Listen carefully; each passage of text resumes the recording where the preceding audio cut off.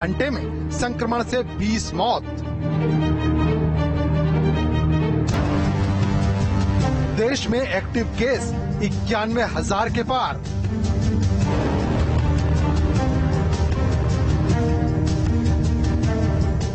,39% पहुंचा daily positivity rate.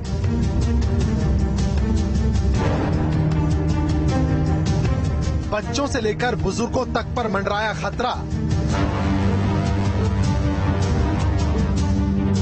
Expert ने दी सावधानी बरतने की सलाह।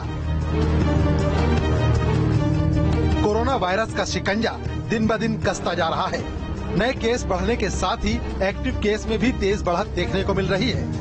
कोरोना संक्रमण की चेन न बने, दूसरों को संक्रमण का खतरा न हो और संक्रमण से जल्द रिकवरी हो सके, इसीलिए सावधानी बरतने की जरूरत है। मास्क, 2 गज की दूरी के साथ साथ भीड़ में जाने से बचने का सख्ती से पालन करें। कोरोना के केस लगातार बढ़ रहे हैं और टॉप 10 यूपी के शहरों की बात की जाए कि कोरोना में बेस्ट 10 सिटीज कौन सी है, तो उसमें मेरठ 7वें स्थान पर आ गया है। कोरोना को सभी लोग हल्के में ले रहे हैं, लेकिन इस समय भीड़ से बचना बेहद जरूरी है।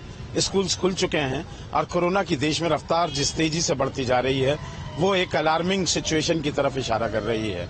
ये सिचुएशन विकट ना हो, इसके लिए अब स्कूलों को भी सोशल डिस्टेंसिंग के साथ साथ दूसरे ऐसे उपाय करने पड़ेंगे जिससे कि बच्चों में ये कोरोना का फिर से प्रकोप न फैले। जानकारों के मुताबिक वैक्सीनेशन करा चुके लोगों को भी एहतियात बरतने की जरूरत है। जिन्होंने बूस्टर डोज नहीं लगवाई वो देरी न करें। बुखार, सिरदर्द और खांसी होने पर फौरन इलाज कराएं, क्योंकि कोरोना संकट फिर बढ़ रहा है। थोड़ी सी भी लापरवाही जान पर भारी पड़ सकती है। सावधानी बरतें और सतर्क रहें।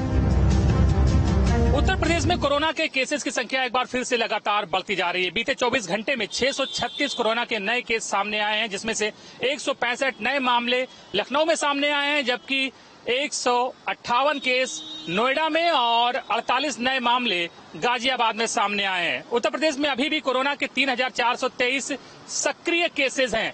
हालांकि एक्सपर्ट्स का कहना है कि बहुत घबराने या डरने की बात नहीं है, क्योंकि यूपी में अभी चौथी लहर आने की संभावना नहीं है। लेकिन जिस तरह से केसेस लगातार कोरोना के बढ़ रहे हैं, ऐसे में खुद लोगों को सतर्क और सावधान रहने की जरूरत है।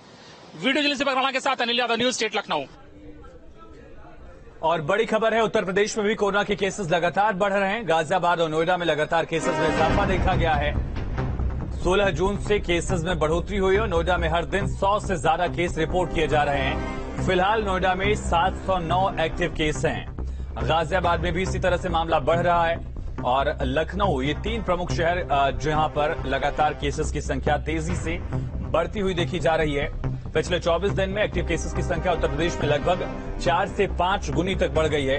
इस वजह से भी एक चिंता का सबब है, लेकिन सबसे पहले जागरूकता जरूरी है। क्या नहीं करना है, क्या करना है, किस तरह से बचाव करना है, लापरवाही क्या नहीं करनी है, इन तमाम पहलुओं को लेकर हम आपको बताएंगे। लेकिन उससे पहले आंकड़ा समझिए कि किस तरह से गाजियाबाद और नोएडा में लगातार केसेस बढ़ रहे हैं।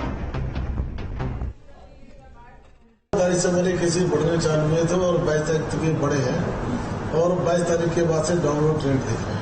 आज हमारे केवल 71 केसेज है, जबकि पीक पे हमारे 168 तक केस हो गए थे। सर, बच्चों में भी संक्रमण दिखाई दे रहा है? बच्चों में संक्रमण दिखाई दे रहा है, पर बहुत ज्यादा नहीं। परसेंटेज देखा तो लेस देन 10% एडमिशन आया।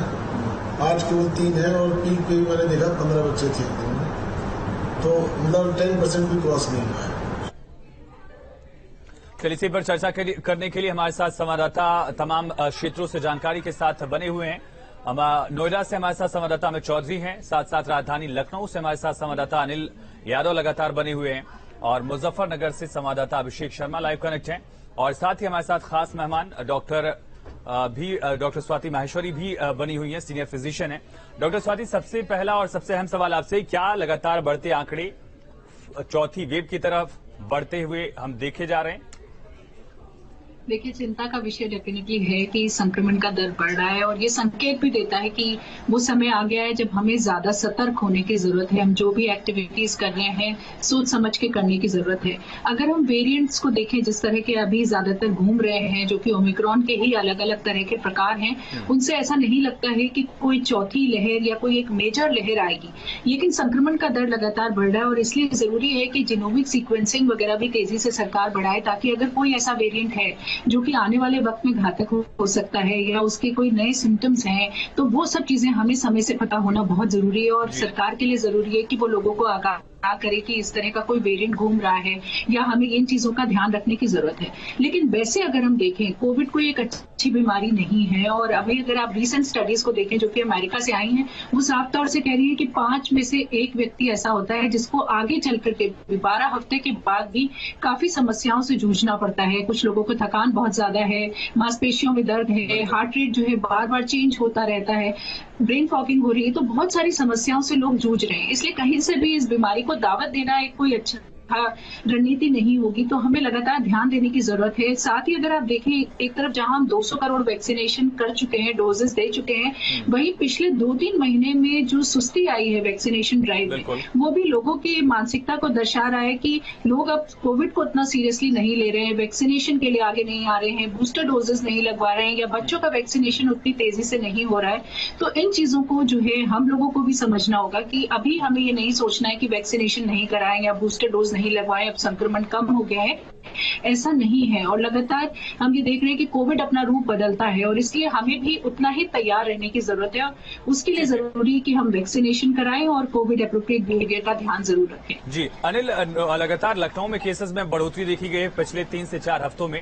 कितने केसेस फिलहाल एक्टिव वहां पर हैं और क्या कोशिश की जा रही है प्रशासन की तरफ से, स्वास्थ्य विभाग की तरफ से, ताकि लोगों को जागरूक किया जा सके? देखिए, बीते 24 घंटे की बात करें तो लखनऊ में 165 केस सामने आए हैं और पूरे यूपी में 636 आए हैं।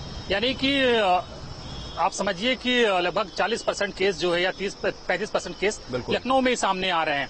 और कोविड होता क्या है, लखनऊ के लोगों से पूछेंगे तो यही उनका रिएक्शन होगा कि कोविड ये क्या है, क्योंकि अब लोग कोविड को कोई खतरा नहीं मानते। उनको लगता है कि कोविड चला गया, कोविड पर कोई ना कोई बात करता है ना कोई चर्चा करता है। अब तमाम चीजें लग रहा कोविड एरा के पहले की तरह हो गई हैं।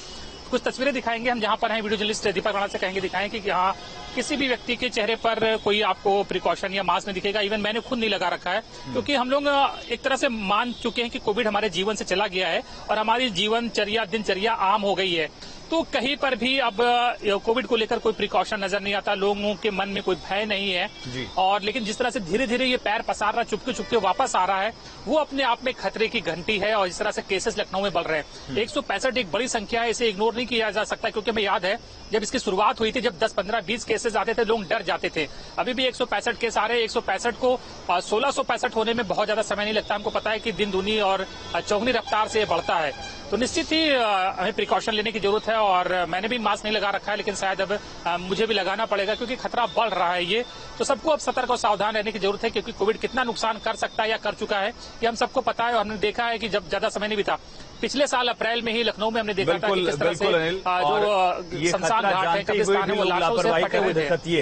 अमित, लखनऊ के बाद सबसे ज्यादा प्रभावित इलाका जो है, शहर जो है, वो गौतम बुद्ध नगर है। नोएडा में हालात किस तरह से हैं और कितने केसेस एक्टिव फिलहाल?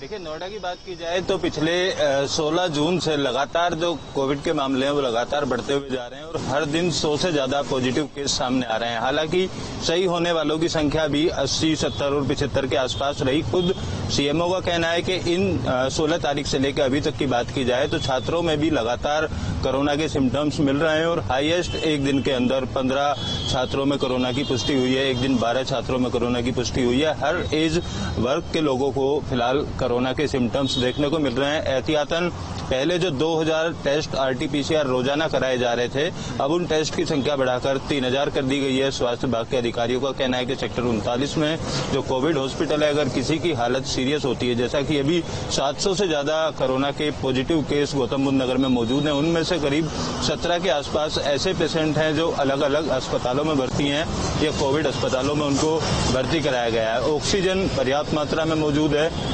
जो स्वास्थ्य विभाग के अधिकारियों का कहना है। उसके अलावा तमाम लोगों को एहतियात बरतने का यहाँ पर जो सलाह है वो स्वास्थ्य विभाग के अधिकारियों की तरफ से दी जा रही है। लेकिन स्वास्थ्य विभाग के अधिकारी एक दलील ये भी देते हैं, क्योंकि नोएडा दिल्ली से सटा हुआ है और ज्यादातर लोगों का दिल्ली और नोएडा का आना जाना लगा रहता है, तो ऐसे में एक वो वजह भी है यहाँ लगातार कोविड के केस बढ़ने की। लेकिन जिस रफ्तार से कोविड के केस बढ़ रहे हैं उससे कुछ कम रफ्तार से केस लगातार स्वस्थ भी हो रहे हैं। मेरठ में अभिषेक क्या स्थिति है, कितने केसेस हैं? दिल्ली से सटा हुआ है, एनसीआर से सटा हुआ है, क्या स्थिति वहां पर?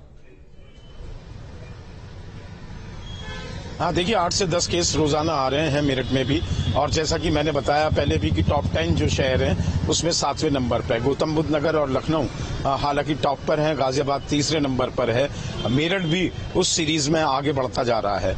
और ये चैलेंज जब बढ़ जाएगा जब 1 जुलाई से लगभग सारी शिक्षण संस्थाएं खुल जाएंगी। अभी बहुत लिमिटेड स्कूल खुले हैं, 25 जून से यानी कि आज से ये स्कूल खुलने का सिलसिला शुरू हो चुका है, लेकिन 16 जून से प्राथमिक विद्यालय जो सरकारी हैं वो खुल चुके हैं, जबकि माध्यमिक विद्यालय 1 जुलाई से खुल रहे हैं। ऐसे में सबसे ज्यादा ध्यान देने की जरूरत नौनिहालों की तरफ है, बच्चों की तरफ है जो प्राइमरी सेक्शन और इसके अलावा सेकेंडरी सेक्शन में पढ़ रहे हैं। सोशल डिस्टेंसिंग ही सबसे बड़ा उपाय है, लेकिन एक क्लास में जहां पर बच्चे 40 से ऊपर हैं वहां सोशल डिस्टेंसिंग नहीं हो सकती। 40 में भी सोशल डिस्टेंसिंग नहीं हो सकती। एक रो छोड़कर, एक सीट छोड़कर जो कोविड के नियम है उसमें बच्चों को बैठाना चाहिए। लेकिन स्कूलों में स्ट्रेंथ इतनी है, क्लासेस रूम्स कम हैं, ऐसे में ध्यान अगर अभी नहीं दिया गया, क्योंकि धीरे धीरे कोविड बढ़ता है लेकिन चैन की तरह बढ़ता है, एक से दूसरा, दूसरे से 5, 5 से 10, 10 से 15, ये जो चैन है इसको ब्रेक करना बहुत जरूरी होता है। और ये तभी हो पाएगा जब जिलाधिकारी जितने भी हैं जिले के और मुख्य चिकित्सा अधिकारी के साथ बैठक करेंगे। जैसा हमारे सहयोगी अनिल बता रहे थे, कहीं पर भी जागरूकता नहीं है। बिल्कुल, और ये जागरूकता न होना, लापरवाही, ये बढ़ती केसेस का एक बड़ा कारण हो सकती है। इसी बीच एक बड़ी खबर का रुख करेंगे। कोरोना पर आईटी कानपुर के प्रोफेसर का दावा सामने आया है। प्रोफेसर मणिंद्र अग्रवाल ने राहत भरी उम्मीद जाहिर की है। कोरोना पर उनका ये दावा है कि अब दरअसल चौथी लहर नहीं आएगी। उनका दावा है कि जुलाई में 20 से 25 हजार केस आएंगे। कोरोना के बीच हम सबको जीना होगा, लेकिन चौथी लहर नहीं आएगी। हालांकि किस आधार पर उनका दावा है, ये बड़ा सवाल है। क्या ये कैलकुलेशन है कि जिस तरह से हमने देखा कि आईटी कानपुर की तरफ से कैलकुलेशन के आधार पर ये बातें दावे के तहत जारी की जा रही थी कि अगली लहरें नहीं आएंगी। आईटी कानपुर के प्रोफेसर मणिंद्र अग्रवाल ने दावा किया है कि चौथी लहर नहीं आएगी, लेकिन कोरोना के बीच में ही जीना होगा और जुलाई में केसेस बढ़ेंगे। यहाँ पे हमें लहर की परिभाषा अच्छे से समझने की आवश्यकता है। केसेस जो हैं किसी बीमारी के घटते बढ़ते रहते हैं। लहर उस स्तर को कहते हैं जब संख्या बहुत अधिक बढ़ जाए, जब उसको संख्या को संभालने में हेल्थ इंफ्रास्ट्रक्चर को मुश्किल होने लगे। तो अभी जो संख्या बढ़ रही है ये धीरे धीरे बढ़ रही है, पहली बात। और दूसरी बात, हमारे मॉडल के अनुसार ये लगता नहीं कि बहुत अधिक समय तक बढ़ेगी। ये हमारे साथ जैसे कुछ अन्य प्रकार के फ्लू के वायरस हैं, उसी प्रकार कोरोना एक नया फ्लू का वायरस बन के अब हमारे साथ रहेगा। डॉक्टर स्वाति, आपका रिएक्शन इस दावे पर? आईआईटी कानपुर ने दावा किया कि चौथी लहर आएगी ही नहीं, इस पर रिएक्शन। और साथ साथ अगर केसेस बढ़ रहे हैं तो क्या ये लापरवाही है या फिर जो वैक्सीन से मिली हुई इम्यूनिटी थी वो अब धीरे धीरे कम हो रही है? देखिए, मेरे ख्याल से बहुत ही स्वाभाविक बात इन्होंने बोली है कि चौथी लहर नहीं आएगी, क्योंकि 2 खास फैक्टर्स हैं। सबसे बड़ी बात है कि कोई ऐसा नया वेरिएंट अभी सामने नहीं आया है जो कि चिंता बढ़ा दे। ना विश्व में कोई ऐसा सामने आया ओमिक्रॉन के बाद, ना ही भारत में अभी तक कोई ऐसा सामने आया।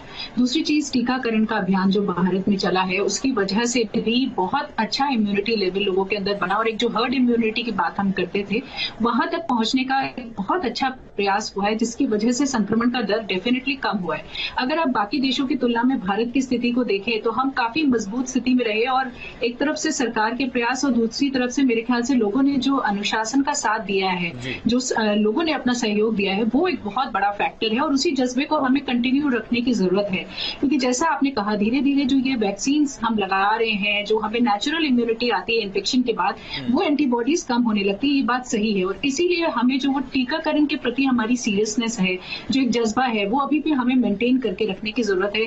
जैसे अभी मुझसे पहले भी कोई बोल रहे थे कि लोग अब कोविड को क्या समझते हैं कि कुछ नहीं है, इससे कुछ नहीं होगा, तो वो जो टीकाकरण के प्रति एक सीरियसनेस थी वो भी धीरे धीरे कम हो गई।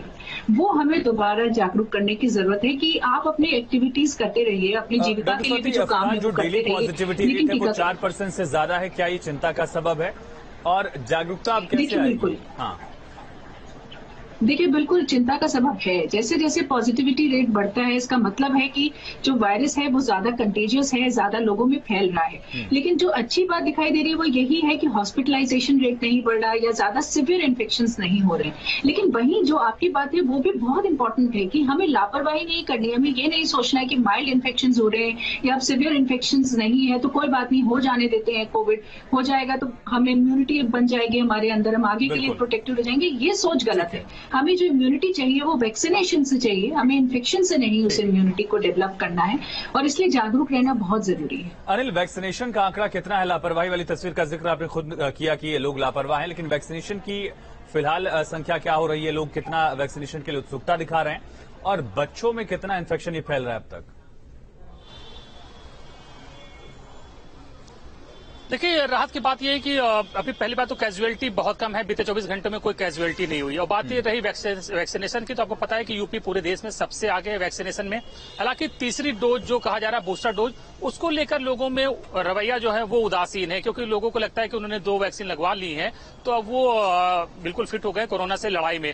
लेकिन तमाम एक्सपर्ट्स कह रहे हैं कि बूस्टर डोज भी अनिवार्य है, मैसेज आ रहा है सबके पास। लेकिन तीसरी डोज के लिए देखिए, ये पेड भी है तीसरी डोज, इसके लिए पैसे भी देने हो रहे हैं, तो इसलिए तीसरी डोज को लेकर लोग बहुत ज्यादा उत्सुक नजर नहीं आ रहे हैं। और जिस तरह से कैजुअलिटी कम हुई है, अब धीरे धीरे लोग इम्यून हो गए हैं, उनका इम्यूनिटी सिस्टम मजबूत हुआ है और हमारे हॉस्पिटल में भी सुविधाएं बढ़ी हैं, उसकी वजह से लोगों का भरोसा कायम हुआ है। लेकिन बूस्टर डोज के प्रति उदासीनता अभी भी बनी हुई है। अभिषेक, बूस्टर डोज को लेकर क्या स्थिति है? मेरठ में बच्चे कितने इन्फेक्ट हो रहे हैं, कितनी उत्सुकता दिखा रहे हैं लोग वैक्सीनेशन के लिए अब?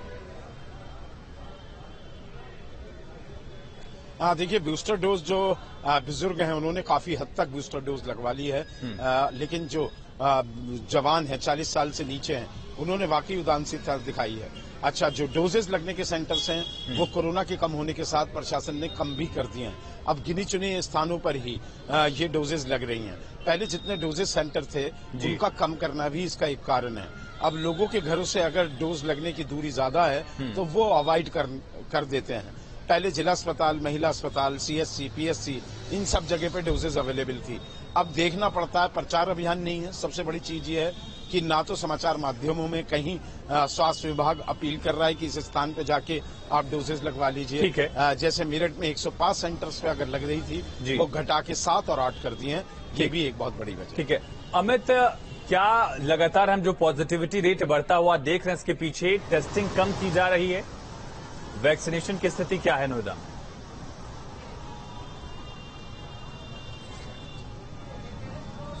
देखिए, टेस्टिंग को लेकर जो स्वास्थ्य विभाग के अधिकारी हैं उन्होंने दावा किया है कि जब केस कम हुए थे, यानी 16 तारीख से पहले की अगर बात की जाए तो 125 केस कुल गौतम बुद्ध नगर में पॉजिटिव थे।